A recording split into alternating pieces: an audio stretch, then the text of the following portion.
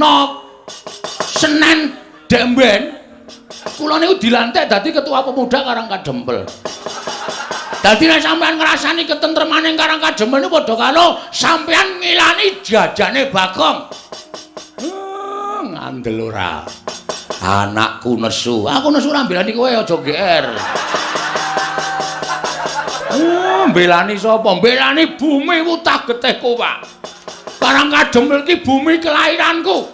Karangkadempel ki bumi Wutah Getihku. Aku jejer putra bumi. Nek ana wong sing arep gawe cintrakaning bumi kelairanku, sedumuk bathuk sing nyari bumi.